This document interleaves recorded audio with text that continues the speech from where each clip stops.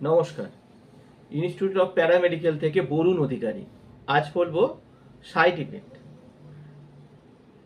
সমস্ত ওষুধের side effect থাকে, আমরা এটা জানি, কিন্তু অ্যাকচুয়ালি কি সাইড ইফেক্ট থাকে? না, ওষুধের সাইড ইফেক্ট থাকে না, কিন্তু আমাদের মনে হয় সাইড ইফেক্ট থাকে। যেমন ধরুন, আপনি কোনো অ্যালার্জি গ্রুপের ওষুধ খাচ্ছেন, আপনার কোথায় কুটকুট করছে অথবা নাক দিয়ে জল পড়ছে, আপনি সেটজিন গ্রুপের কোনো ওষুধ খেলে, ওষুধ খাওয়ার পর কি হয়? ওষুধ যখন আমরা খাই তখন আমাদের শরীরের মধ্যে সেটা চলে যায় পাকস্থলীতে, সেখান থেকে আমাদের রক্তের মধ্যে মিশতে চেষ্টা করে।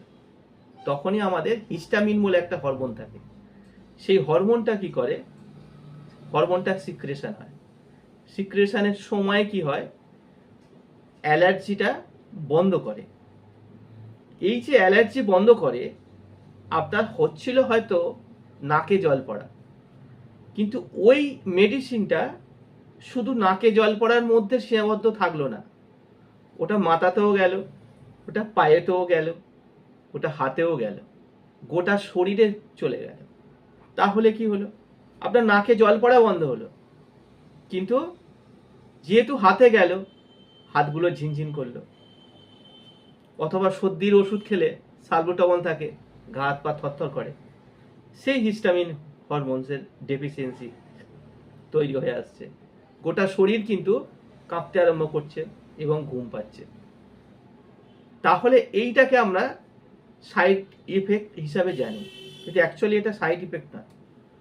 আপনি ওষুধটা খেয়েছিলেন মুখে জল দিয়ে, সেটা পাকস্থলীতে গিয়ে গোটা রক্তের সাথেই মিশবে, মাথা থেকে পা পর্যন্ত। অতএব শুধু যে অ্যালার্জি ভালো হবে তা নয়, এটা শরীরের মধ্যে একটা এফেক্ট করবে, যার জন্য আপনার শরীরে ঘুম পায়, অলসতা লাগে, গা হাত পা থরথর করে,